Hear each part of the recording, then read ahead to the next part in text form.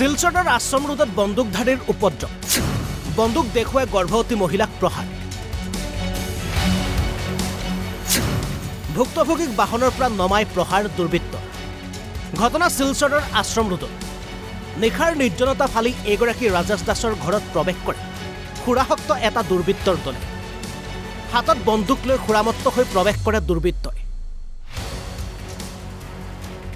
বলপূৰ্বক প্ৰৱেশ কৰি দুৰ্বৃত্তৰ দলটোৱে যধেমধে আক্ৰমণ কৰা আৰম্ভ কৰে পৰিয়ালটো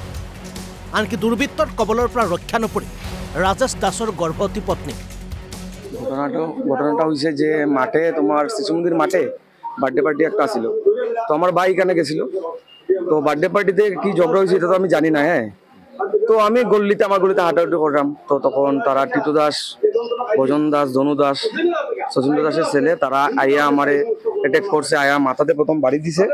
রাস্তা বড়িতে আমি ইনজুর্ড আছি বর্তমানে 3 দিন থেকে আমি ঘুমাইতে পারলাম না কিচ্ছু করতে পারলাম না আমার ওয়াইফ আছে আমার ওয়াইফে তারা বাঁচানি চাইছিল আমার ওয়াইফে আমার ওয়াইফে তারা ব্যাক ক্যামেরা ফেলাই দিছে আমার মা আসলো মারেও ফেলাই দিছে আমার বাবারেও মারছে আমার সোনার চেইন নিছে বন্দুক দিয়েও আমার মারছে মাথায় দিকে মারছে টিটু দাসে আমার বন্দুক দিয়েও মারছে এনকাউন্টার করতে আসলো কি হয়েছিল অ্যাকচুয়ালি আপনার লগত আমার লগে কিতা হয়েছে আমি কিছু ঘটনাও জানি না আমি জাস্ট জিজ্ঞাসি কিতা হয়েছে আমার খুলিয়া কত তোরা কিচ্ছু কইছে না আমার মারধর করছে লুটপাট করছে আমার লগে এটা ঘরে আইছে নাকি আপনার ঘরের ভিতরে ঢুকিয়া তারা সার্চ করছে আস্থা করে কি নিছে কি না আমি তখনও খোঁজাখুঁজি কিছু করছি না আমি কইতে পারলাম না ইফালে এই আক্ৰমণৰ পাছতে চিকিৎসাৰ বাবে ওলাই যোৱা পৰিয়ালটোক বাহনৰ পৰা নমাই গুৰুলাগুৰুলকৈ প্ৰহাৰ কৰাৰ গুৰুতৰ অভিযোগ পৰিয়াল এই ঘটনাৰ পাছতে শিলচৰৰ আশ্ৰম ৰোডত চেপা উত্তেজনা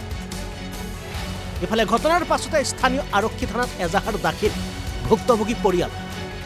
এতিয়া আৰক্ষীৰ তদন্ততহে পোহৰলৈ আহিল ঘটনাৰ প্ৰকৃত ৰহস্য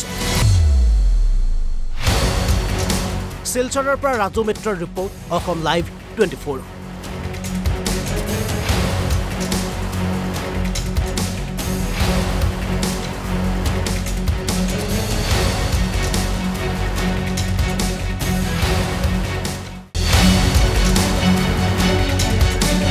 শিলচৰৰ আশ্ৰম ৰোডত বন্দুকধাৰীৰ উপদ্ৰৱ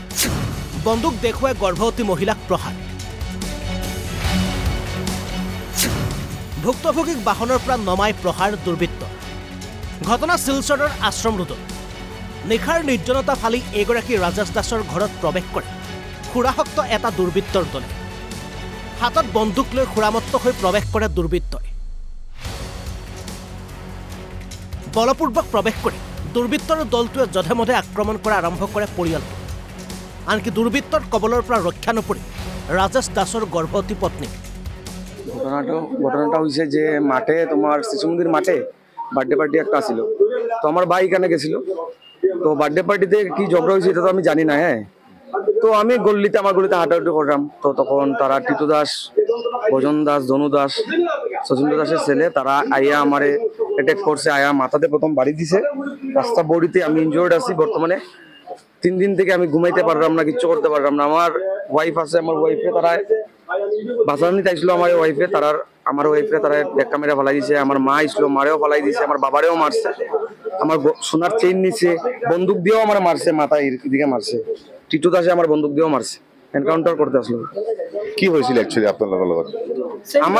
আমার লগে কিতা হয়েছে আমি কিছু ঘটনাও জানি না আমি জাস্ট জিজ্ঞাসি কিতা হয়েছে আমার খুলিয়া কত তোরা কিচ্ছু কইছে না আমার মারধর করছে লুটপাট করছে আমার লগে এটা ঘরে আইছে নাকি আপনার ঘরের ভিতরে ঢুকিয়া তারা সার্চ করছে আস্থা করে কি নিছে কি না আমি তখনও খোঁজাখুঁজি কিছু করছি না আমি কইতে পারলাম না ইফালে এই আক্ৰমণৰ পাছতে চিকিৎসাৰ বাবে ওলাই যোৱা পৰিয়ালটোক বাহনৰ পৰা নমাই গুৰুলাগুৰুলকৈ প্ৰহাৰ কৰাৰ গুৰুতৰ অভিযোগ পৰিয়াল এই ঘটনাৰ পাছতে শিলচৰৰ আশ্ৰম ৰোডত চেপা উত্তেজনা ইফালে ঘটনাৰ পাছতে স্থানীয় আৰক্ষী থানাত এজাহাৰ দাখিল ভুক্তভোগী পৰিয়াল এতিয়া আৰক্ষীৰ তদন্ততহে পোহৰলৈ আহিল ঘটনাৰ প্ৰকৃত ৰহস্য শিলচৰৰ পৰা ৰাজু মিত্ৰৰ ৰিপৰ্ট অসম লাইভ 24